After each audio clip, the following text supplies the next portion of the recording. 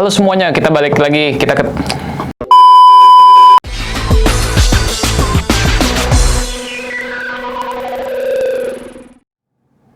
Halo semuanya, kita ketemu lagi di Asuka Car TV Indonesia YouTube channel. Video kali ini kita mau ngomongin tentang headrest. Jadi apa aja sih yang perlu diperhatikan ketika kita sedang memilih untuk car seat entertainment kita? Kita balik dulu ke awalnya. Ada berapa jenis headrest yang ada di pasaran? Biasanya untuk car seat entertainment itu headrestnya ada dua macam yang paling umum. Yang pertama itu adalah model bantal seperti ini. Nah, untuk model bantal sendiri ada banyak macamnya sebenarnya. Ini misalnya bantal yang ada tutupnya seperti ini. Nah, terus itu pun bisa ada DVD-nya.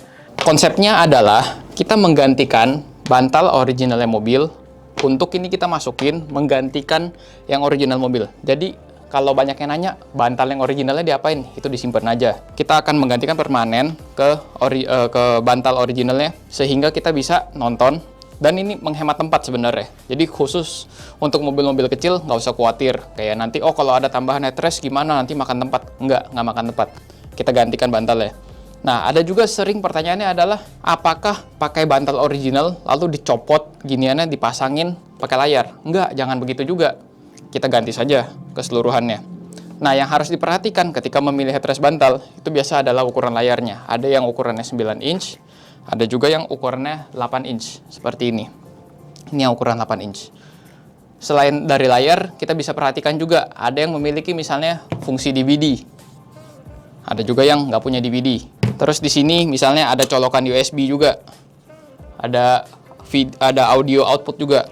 Nah, di sini ada banyak colokan dan ada beberapa headrest yang masih menggunakan remote. Ya, dan misalnya untuk seperti ini sebenarnya banyak juga kayak gimmick-gimmick yang kita sifatnya nice to have. Misalnya ini ada covernya, sehingga nggak gampang kepukul atau lecet. Untuk pro-nya itu pakai headrest yang model bantal. Sebenarnya itu bisa dibilang ya cocok untuk teman-teman yang pengen ini aja, mobilnya kecil, terus pengen pasang layar di belakang.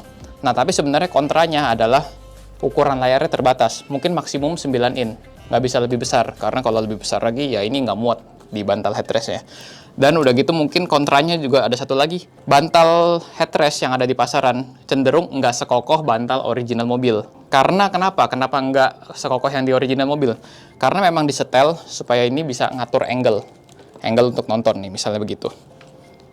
Nah, ini misalnya kayak anak-anak posisi duduknya agak rendah, maka ini bisa disetel untuk ngadep ke bawah. Atau posisi duduknya agak tinggi, dia bisa disetel untuk ngadep ke atas.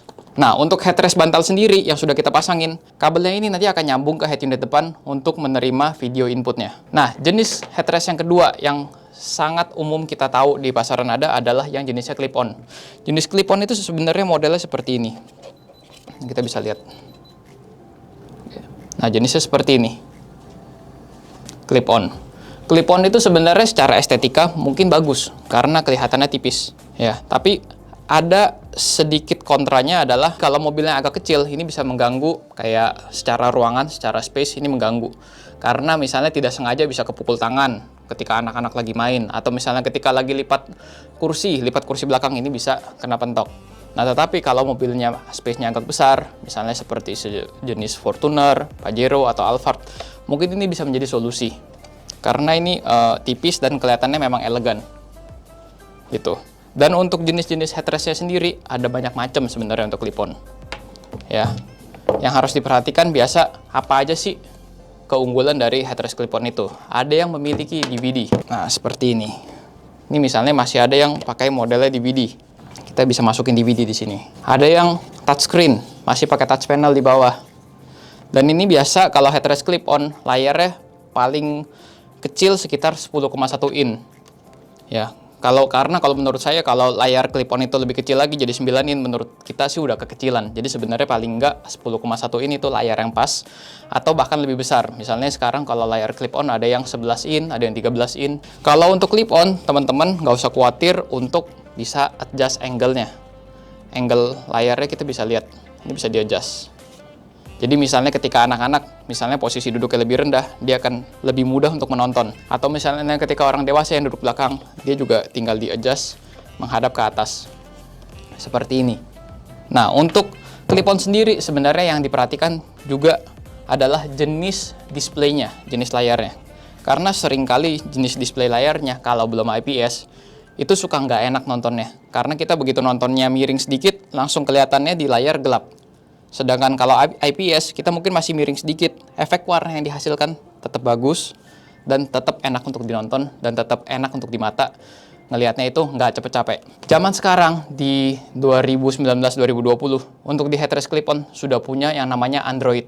Jadi teman-teman sebelum pilih mau pakai headrest clip-on apa, perhatikan juga mau yang Android atau yang tidak Android.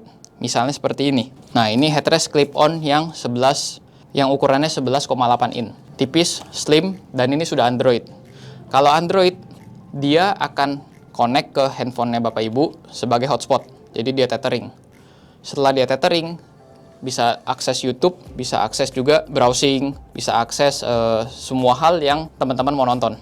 Atau bahkan mungkin Spotify bisa dengar lagu juga dari sini. Tapi ingat, headrest itu beda fungsinya sama head unit. Head unit biasanya kita cenderung bisa Google Navigation, bisa Waze. Nah, kalau di sini nggak ada.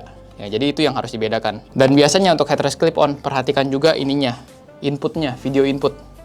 Video inputnya biasa ada video input dari head unit, ada juga video input SD card, USB, kadang ada yang ada HDMI. Nah, jadi hal-hal kecil seperti ini ketika memilih headrest, teman-teman tolong perhatikan sesuai dengan kebutuhannya. Karena biasanya dengan spek atau fitur yang makin lengkap, biasanya memang harganya lebih tinggi.